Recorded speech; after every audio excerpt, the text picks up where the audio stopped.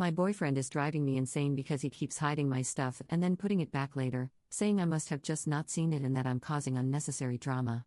Posted by you/Maminda Sinborbora. My boyfriend of 5 months moved in with me 3 weeks ago. He had some problems with his apartment, damp walls, and it needs to be renovated. Since my roommate is currently spending some time abroad, I told him it would be okay if he stayed at my place for 4 to 6 weeks, he'll be able to move back to his own apartment by then. So now we've been living together for 3 weeks, and things started out great. Jealousy had been a bit of a problem between us because we often go out separately, probably once a week, but coming home to the same apartment helped him get over his unjustified jealousy. But there has been one new problem. Now, this may seem petty at first, but I'm really at my wit's end with this one. Ever since he moved in with me, things have started disappearing and then reappearing a day later in the same place they were missing from. I'm talking about documents, small household items, and food. And it's not like losing keys and then finding them again somewhere else. I specifically look for something in a certain place where it isn't, only for it to be there the next day.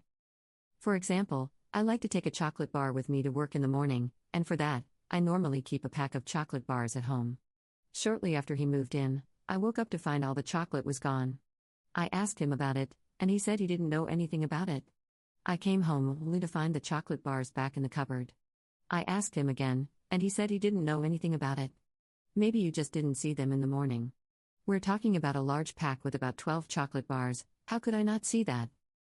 At first, I thought it was maybe some strange kind of humor, but he seems angry when I bring it up, and it's really starting to piss me off because, sometimes, the missing items belong to my friends, and I end up unable to return them on time. Other times, they're important documents I need for a specific day. Now, I have absolutely no idea what this is about. I am not crazy, I just don't understand it all. He gets really angry when I talk about it, saying I'm making this up just to cause drama. Why would I do that? I have no idea what's going on. Does anyone have any ideas? Relevant comments. Commenter. He's gaslighting you, you need to run. Ops response. Someone else used that term too. I looked it up on Urban Dictionary, but I'm not sure what it's supposed to mean. And why would someone do that? I mean, what's the goal behind it? Commenter 2. The goal is to make you think you're crazy so that you doubt your own sanity, while he remains in control of the situation and is always right because you are clearly insane. Commenter 3. To expand on this comment, it's a way to manipulate you and increase his control while diminishing yours. It sets the stage for an abusive relationship, manipulating the victim into dependency on the abuser, making them mentally uncertain or unable to leave the relationship, often financially trapped or without the means to escape. You may want to question his motives here. Would someone who cares about you, and who you supposedly care about, want to make you feel insane? What motive would he have for moving your things and then putting them back? Ops response. I don't know, this sounds really messed up. He's a nice guy, and, I don't know how to put it, he's not the most academic guy. This sounds like serious psychological manipulation. Commenter 4. You mean, you think he's a nice guy because his actions, before his most recent ones, have led you to assume so? How long did you know him before you started dating? Do you have a lot of mutual friends? Do you know any of his exes? Does he have a job? Does he stay inside all day? Ops response. I've known him for about 2 months. We met at a mutual friends party. I had just gotten out of another relationship and wasn't interested in dating, but he showered me with very romantic gifts, gestures, and letters, which I hadn't experienced with any of my exes, so we started going on dates about a month after we met. He wanted a relationship very quickly, and at some point, I thought, why not? He works at a gym, but only 6 hours a day, so he's not there all day by himself. He usually leaves the apartment 2 hours after I do and returns 1 to 2 hours before me. Update 9 days later. First of all, thank you all very much for your suggestions, advice, support, and concern. I've received multiple PMs asking if I was okay, and I really appreciate it. So, back to my situation. After reading all your comments and doing some research on gaslighting, I was really freaked out. Plenty of you pointed out other red flags in our relationship. It got me thinking, and more things came to mind that should have worried me a long time ago. Our whole relationship felt pretty rushed from the start. I didn't even want to date, but he showered me with romantic gifts, gestures, date ideas, and texts until I finally gave in. He was pretty upset when I didn't want to say I love you right away, when I didn't want him to meet my family immediately, when I insisted on using a condom, he said you don't trust me, and when I refused to book an expensive vacation with him. He was very jealous and didn't want me to go out without him, even though he went out with his friends all the time. He made me cancel plans to spend time with him and then stood me up. He logged into my Facebook and changed my relationship status one day after we started dating as a surprise. I was actually worried about that at the time but convinced myself he was just bad at making surprises. As one commenter pointed out, all the things that had gone missing were somehow connected to me leaving the house or meeting friends and family: a gift for my friend, the key to my parents' house, a borrowed USB stick, documents for an application for a semester abroad, which we had a huge fight about because he didn't want me to go, etc. After reading about gaslighting, I ordered a nanny cam. Unfortunately, the delivery took 4 days, but after just one day, I already knew I couldn't be with him any longer. I wanted him out of the apartment as soon as possible and with as little drama as possible. I told him that my roommate had gotten a really interesting job offer and would be cutting her vacation short to come home in a week, so he had to move out. He was pretty angry, but I told him there was nothing I could do. I also told him, as some of you suggested, that his landlord had to find him a place to stay and that he should call him. The next day, he told me he had talked to his landlord and could move back into his own flat the following weekend. The renovations hadn't taken as long as planned. At this point, I doubt the apartment ever had damp walls to begin with, but who knows? That evening, he asked if I wanted to move in with him because it works so well and you don't like your roommate anyway. I never even said that. I told him sure, I would move in with him in June. He was pretty excited about it. While waiting for the nanny cam to arrive, there was one more incident where something went missing: a book I had ordered for my dad on Amazon and planned to bring him the next day, or at least, that's what I told my boyfriend. Of course, by morning, the book was gone. I chose to ignore it, but he reacted strangely, even asking me on my way out if I had taken the book with me. Why on earth would he ask that if he didn't expect a reaction? I just said, "What book?" "The book you wanted to bring your dad." "I don't know what you're talking about." That evening, the book was back on my desk, of course, and I ignored it again. 2 hours later, he casually walked by my desk and said, "That's the book I was talking about." I just said, "Oh, that book." He seemed pretty angry for the rest of the evening. 2 days later, the nanny cam finally arrived. I set it up while he was at the gym and, once again, placed a letter I needed for work on my desk. I wasn't surprised at all when it was gone a few hours later and reappeared the next day. When I finally had the apartment to myself again and could check the footage, I saw exactly what I already knew. He took the letter while passing my desk, put it in his gym bag, and then put it back a few hours later. However, as soon as I saw the evidence, I decided against confronting him. To be honest, I was scared of his reaction and had already decided to break it off as soon as possible. The camera didn't tell me his motive, and I figured he probably wouldn't tell me anyway. Still, it frustrated me that I would probably never know why he did it. On the last evening before he moved back to his newly renovated apartment, I told him I wanted to watch an old movie called Gaslight. Thanks for the tip, everyone, it really is a great movie. He sat with me through the whole film but was quieter than usual while I kept talking about how unrealistic it was and how obviously insane the husband was. I actually expected some kind of reaction from him, but he just sat there looking nervous. On Sunday, he took all his stuff back to his apartment. My brother had arranged for someone to come and change the locks, and as soon as that was done, I sent my boyfriend a text telling him it was over. I said I had no interest in being contacted again, that our breakup was final, and that it was very sad he had to hide my things to keep the relationship interesting.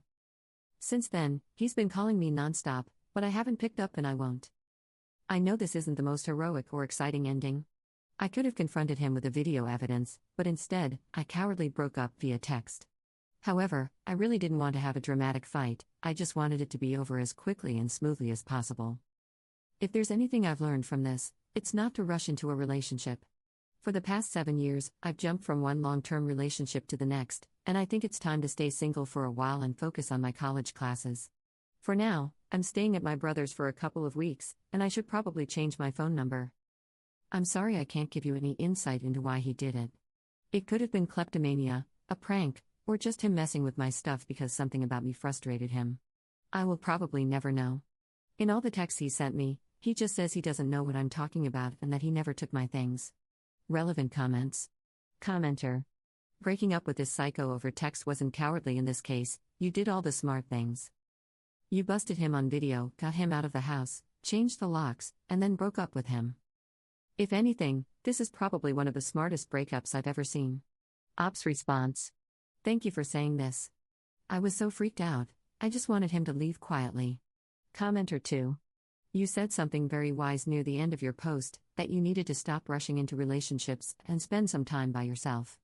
I learned, after many unproductive relationships, none of them were bad, they were just nothing special, that learning to spend time by myself and becoming comfortable with it made me a much happier and calmer person. It allowed me to approach relationships differently because I was no longer desperate for someone to be with, I was quite happy with my own company. Now, I only spend time with people who make me happy. I have no interest in friendships or romantic relationships that are stressful. Ops response.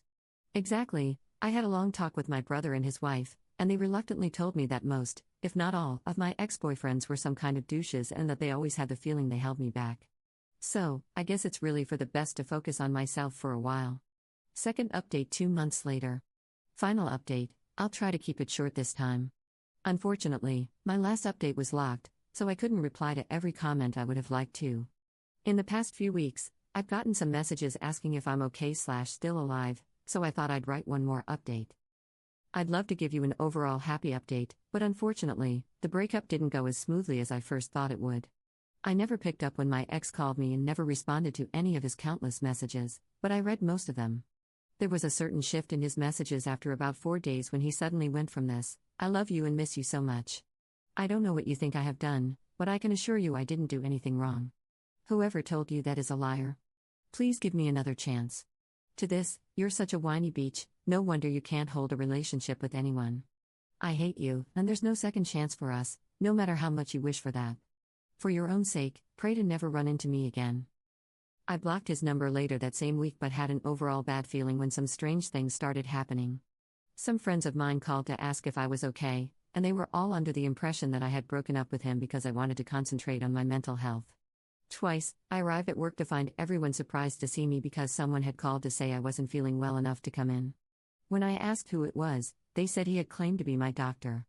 Also, my ex wrote to my mom on Facebook, they had never actually met in person, pretending to be a concerned friend asking about my well-being after my latest breakdown.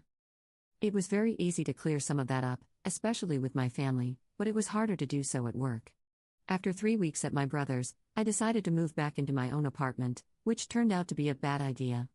On the second evening, I saw my ex in front of the building, and then I saw him at least every other day, standing on the other side of the street, just watching. After about a week, someone started ringing the bell at 3 a.m. for 5 nights straight. On 3 occasions, I came home to find a small piece of paper in front of my door with a flame drawn on it. It creeped me out so much that he somehow managed to get into the building. I grew more and more afraid to leave the apartment and finally decided to move back in with my brother and his family. My friend, whom I shared the apartment with and who is currently abroad, didn't take the whole situation well. She was furious when she heard that I changed the locks without telling her, and even more furious when I told her I'd be moving out because that wasn't what we had initially agreed upon. However, I just can't go back there. In hindsight, though, I probably should have involved her more in the process. I did ask her parents if it was okay to change the lock since it's their apartment, but I didn't speak to her about it. I feel really crappy about letting him stay in her apartment in the first place. I also went to the police to get a restraining order. I was surprised by how hard it is to get one. I needed not only evidence of him harassing me but also evidence that he was threatening my safety. However, after long hours and much patience from my sister-in-law, I finally got one. The bright side is that I got approved for my semester abroad, which starts in October. To avoid burdening my brother any longer, I will be leaving in August and maybe traveling around a bit. I'm already in a Facebook group with all the other exchange students who will be there next semester, and I think I certainly won't be alone. When I come back, I'll be looking for a small apartment on my own. I can't thank you all enough for opening my eyes after my first post here. I actually had no idea what was going on, even though I had a feeling that something was off. You guys saved me from a very abusive relationship, and every day, I'm grateful I got out of it soon enough.